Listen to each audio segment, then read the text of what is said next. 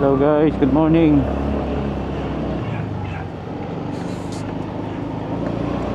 Short ride lang tayo. Punta po tayo ng Tropical. At tayo ay kukuha lang ng ating pag mag-apply para sa ating NBI clearance.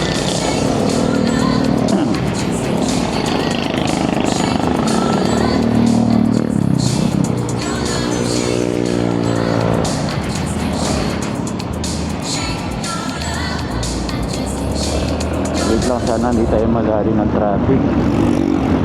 Sana mabilis lang tayong parang sa ating paparoon na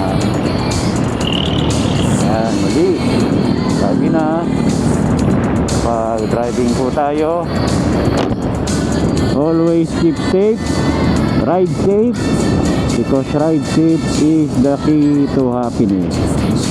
Para wag tayo magkaroon ng anumang problem, encounter, make sure na lagi tayong alerto sa kalsada. Yan ang ating pong advice sa ating mga kapwa riders, sa ating mga kapwa vloggers.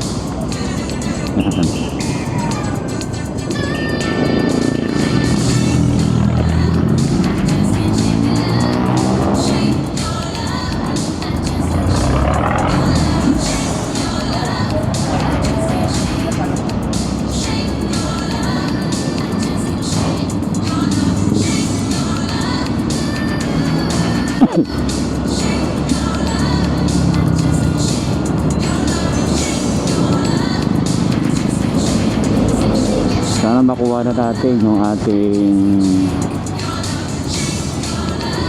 NBI clearance kasi na nakaraan try natin kuhain, pero as always hindi agad natin lagi nakukuha in time. Since time immemorial, ganun na ang aking kaso palagi. Lagi na lang may ang tawag doon, may hit na tinatawag. Mula nung umpisa hindi na nagbago yun. Parang every time nakukuha ako ng NBI clearance, kailangan ko laging bumalik.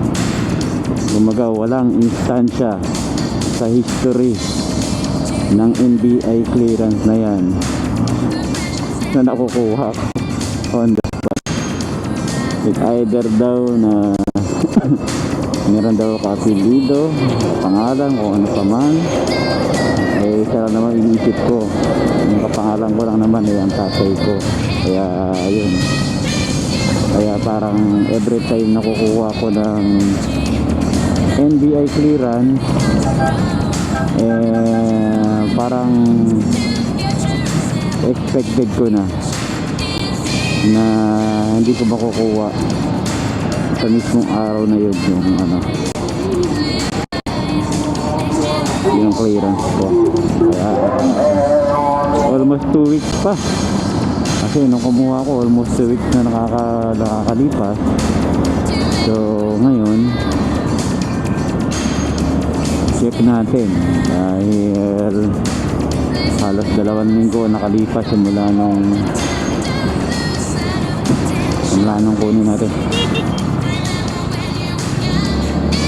Wala nang kunin natin yung yung clearance. Kaya sana pagkakataon, dahil ito guys, may plano tayong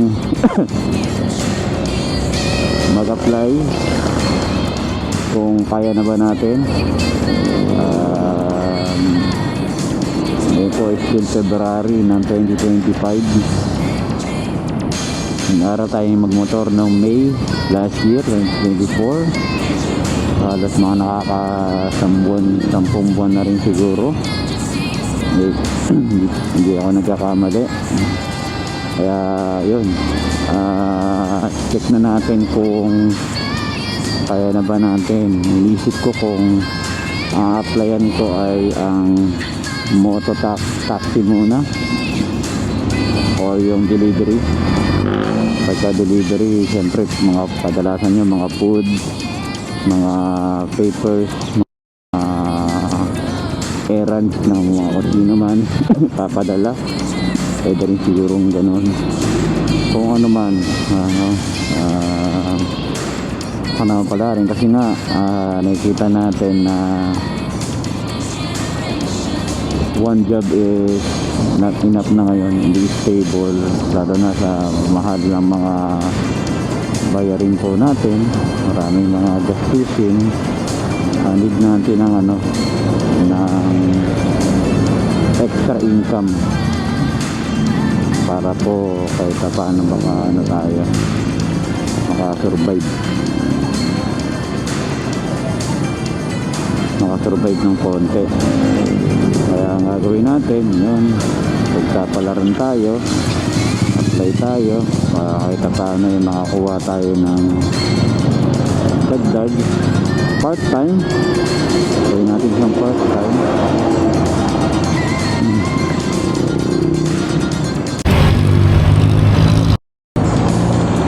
Okay, dito na nga tayo sa papunta ng Peña Francia. As always,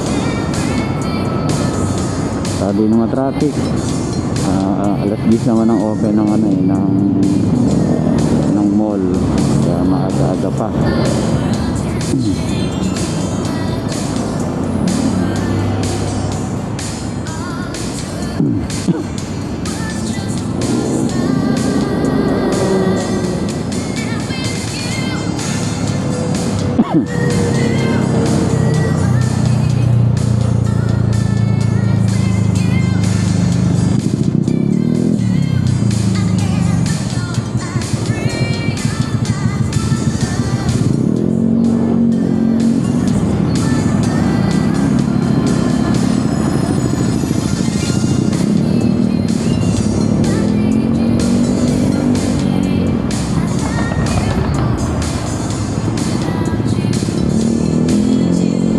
Meron pa tayong 11 minutes daw para makarating sa ating destination.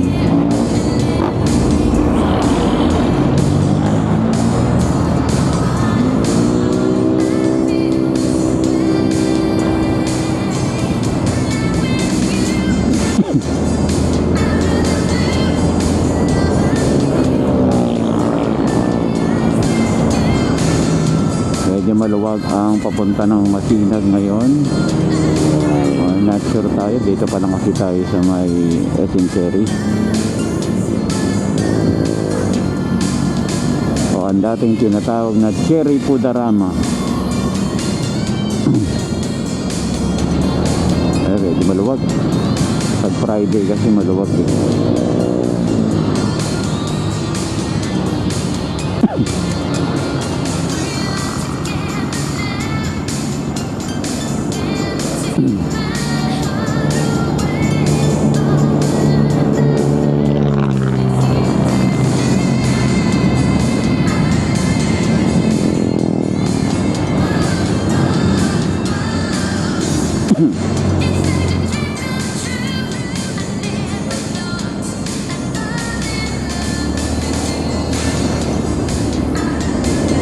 May build up ng konti doon sa may sa may traffic area. Expected na natin yan, okay na rin naman.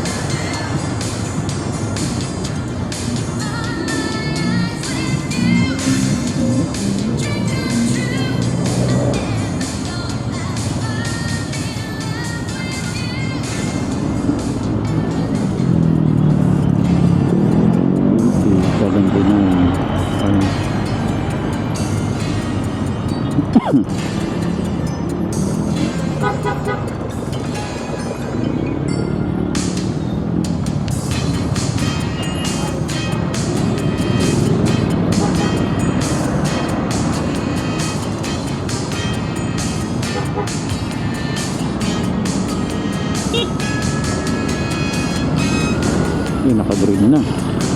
Kahit naka-red. Okay. Ay, kaso pin-stop na ulit. Saglit lang daw.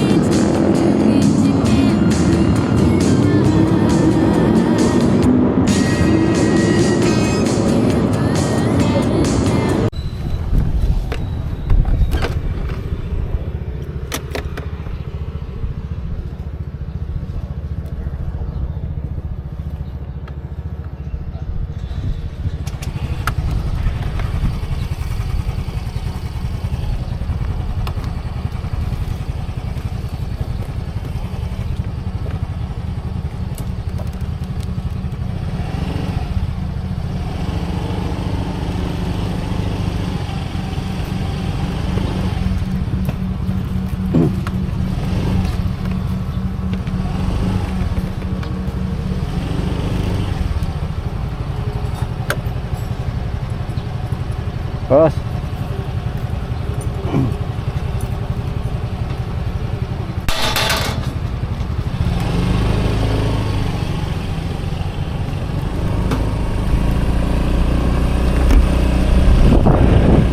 Okay guys, good morning.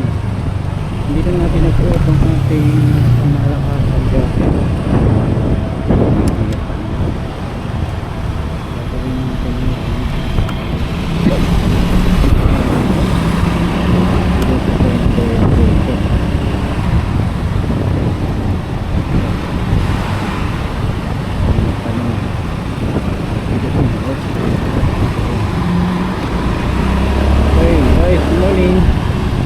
Nakuha na natin yung ating NBI Mira. So yan, nalipat na yung kanina. Ito si storage. Nakuha natin dahil isa apply sa apply. So nagre-renew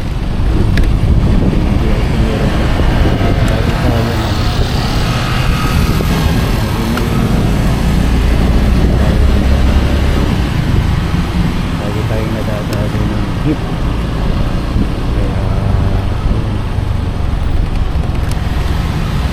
Kaya walang instant na product ko ng sakto.